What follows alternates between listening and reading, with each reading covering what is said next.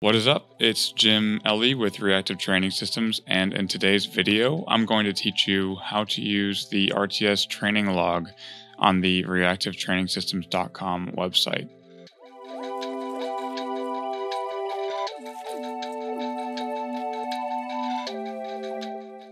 So we have the pleasure of getting an inside look at Mike Tushier's training log. If there's anyone that records training in a way that is at the highest level of detail that you can use on the RTS website, it's Mike. He tracks everything that you could want to know. He's manipulated the training for non-specific powerlifting training, for front squats, bench press, and pull-ups for his main lifts. And he's been recording his TRAC score probably since before TRAC even existed in one form or another. So the TRAC score is something that gives us an indication as coaches as to how the lifter is responding in their development block. What that means is, for example, if we look at Mike's long-term fatigue, most of the sessions that he's recording his TRAC are in the blue, meaning he's almost over recovered or he has very minimal levels of fatigue. However, the way the TRAC score gives us a number is based on what we are used to. The way TRAC works is that it's giving us numbers based on our standard deviation from the mean, meaning that if we are always in the red and that's what's normal for us, then the TRAC recommendation might be to continue training as normal, because even though you're in the red, you might not need to reduce training because that's where you usually are. There are two things you want to pay attention to when it comes to TRAC. That's the TRAC stress, which is the long-term fatigue and the trend analysis. And then we have the TRAC action. And for lifters who are using our adaptive templates, these two sections are going to be very helpful. The TRAC action helps to give you an indication of whether or not it would be valuable to add training stress or training volume, or reduce training stress or training volume, depending on how you are actually responding to your training using adaptive templates or in guided programming. If you're using your own training, you're writing training in the training log, this still will be helpful. However, if you're using a very strict emerging strategy structure, i.e. every single week is the same, then it might not be advisable to be manipulating training volume within the development block unless you definitely need to, take a day off or rest. Long story short, it can give you a good indication on what the best step forward would be based on how you're actually experiencing training and your overall stress that is accumulated from training. So let's get right into how to record a new TRAC entry. All you need to do is log into your training log on the RTS website. The link is down below in the bio. And then you're going to go to your Dashboard Central, click New TRAC Entry under TRAC Action. And I'm not actually going to enter a new TRAC score for Mike, but I'm going to go through the steps. So the first thing you see here is the orthostatic heart rate test. Effectively, what this is a series of heart rate measurements that you're going to want to record in a fashion that can be either listened to through an audio guide, or you can simply click on the check mark or the question mark and it shows you exactly what you'd want to do. You can follow these steps and you can get the data for each of the heart rate markers that are important for determining your recovery levels using strictly the orthostatic heart rate test. The most important thing is going to be the subjective questionnaire. Before we get into how to record your information within the questionnaire, I want to talk about what's most important about this questionnaire. Firstly, we want to make sure that you are performing the questionnaire and answering it prior to training, and ideally after you have a chance to move around your body, wake up, do your morning routine, and then you can perform either a series of tests or you might already know the answer to these questions. If you feel like you aren't really sure, there are some ways to speed that process up. So for the leg soreness, you can click on the question mark button. and it shows you basically we want to do some air squats.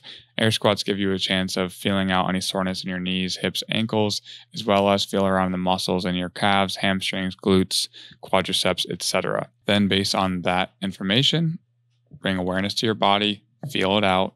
You can click on whether you have soreness, very light soreness, some soreness, significant soreness, severe soreness, right? You need to develop heuristics for the differences between these, but we try to guide you and give you an understanding of what the best answer might be. It's about being consistent with your rating. So give yourself some time to get experience with recording this questionnaire, and it might take some time to really know what severe soreness is. If you've never experienced severe soreness, it might not be easy for you to make these adjustments and make these calls. Push soreness, same thing, same questions. However, the test for this is going to be arm circles. Similar things, you want to test for pecs, shoulders, triceps. Lastly, we have pull soreness. This is assessment of soreness in the traps, the lats, the spinal erectors, biceps, and all other upper body pulling muscles. To test this, stretch your arms overhead and in front of you. Effectively, it's going to give you a pretty good indication of soreness in the muscles, but you also want to note any joint soreness in the back and in the hips. Once you've filled out those questions, the next questions are a bit easier. This is tiredness. This question is in relationship to how you are normally. So you're either always tired, that means that very consistently you're tired, you never really feel rested. In that case, you'd click I'm always tired. I'm more tired than normal. Again, pretty straightforward. I feel normal, not especially tired or fresh. I feel fresh and I feel very fresh. Proceed to recovery. Similarly, you're going to choose the option that makes most sense for you, and then motivation to train. And this is really important. So really consider how much you desire to train today. Are you looking forward to it? Are you excited? And think about the days that you really don't want to train and compare that to how you're feeling right now. And then think about the days where you really are excited to train and compare that to how you're feeling right now. All of these subjective questionnaire answers are going to be a little bit difficult to answer, simply because if you do not answer them often, you might not have the awareness to answer them accurately. So the goal is that over time, you get more awareness in your body, you get more awareness in how you're feeling, how your mood is impacting your level of motivation, your tiredness, your perceived recovery, etc. And that's really going to help us out. Now, the last question is perceived training load. And this is only about training you did yesterday, not today.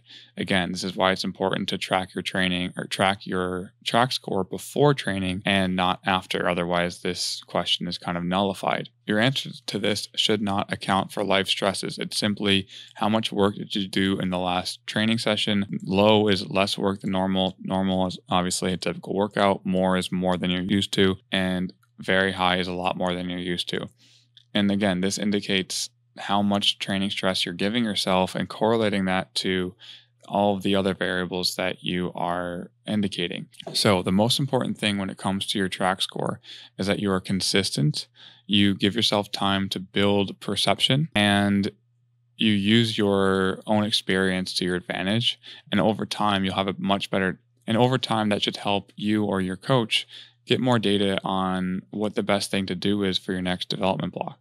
Once you've answered your questionnaire, the TRAC Action is where you will be given recommendations on what you might want to do. Again, for the context of adaptive templates and guided programming, the training recommendation should be followed, but it's up to you to decide what it really means. For example, if your short-term fatigue is very high, TRAC might tell you to completely rest. It might say take a day off, you need to recover, you should sleep. Or if it's really low and lower than normal, it might say that it's valuable for you to add training stress to your training. When it comes to adaptive templates, because you're selecting a program that is more of an archetype, it might be valuable to listen to this TRAC information so that you're getting more effective training stimulus out of your training. So that's really the best summary of the TRAC score. Remember, it's important to do this consistently, enter your TRAC score prior to training and after you wake up, and get a feel around for how your body is really feeling. If you can do this consistently over time, you can look at the data and it can give you some indication on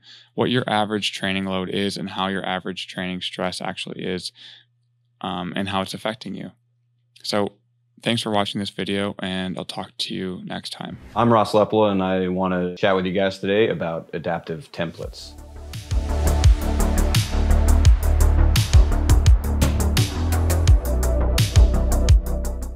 Adaptive templates are a cost-effective option to get some really good programming.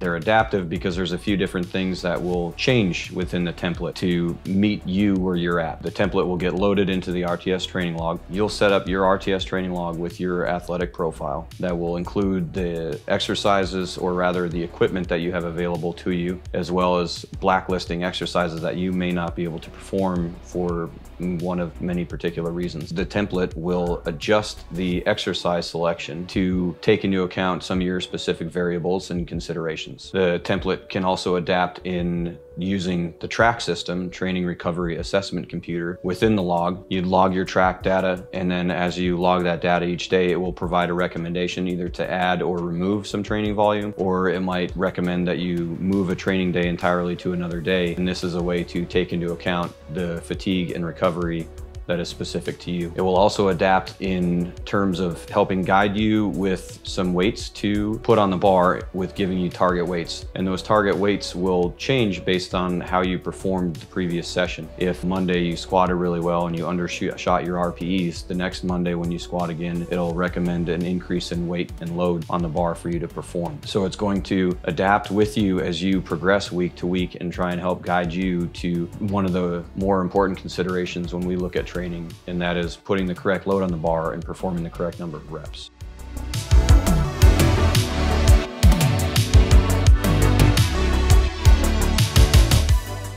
Each adaptive template is uniquely designed by an RTS coach and an RTS lifter. The lifter who's been working with a coach for some time will get paired up, and they will work together to write a program that is based on some of the things that that particular lifter has responded really well to. So we're taking things that we've learned from them and their training history, and we're putting it into a template for our audience.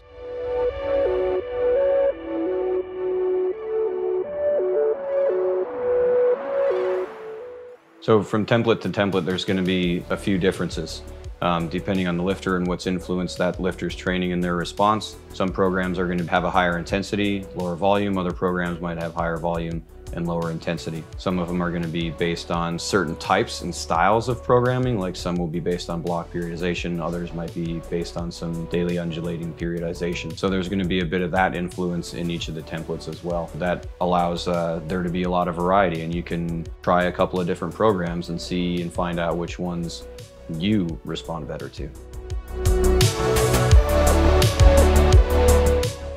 A common theme at Reactive Training Systems is that we believe highly in very individualized and customized training, and that requires a lot of one-on-one attention with a coach, and you lose that with a templated program. So as you look through the website and you see some of the different options, it might be useful for you to know and understand that it might take a couple of different options and trying some of the different templates before you find one that really resonates with you and you really respond well to and make the gains that you're looking for.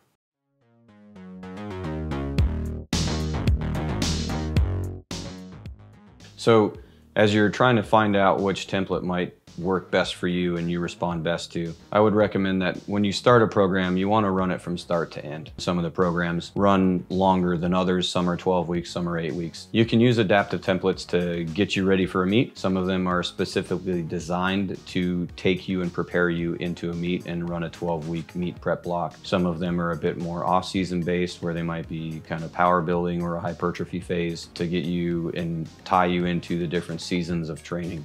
If you don't compete, adaptive templates can still help you reach some of your strength goals. It's not necessarily that you have to use a program to get you ready for a meet. The program and that template is just there to provide you with some structure so that when you go to the gym and you go to do your training, you don't just walk in like, oh, what are we going to do today, brain? It gives you the structure to it, and that structure also helps organize the stress so that you create a specific stimulus that then you can adapt and respond to and make some progress in your strength journey.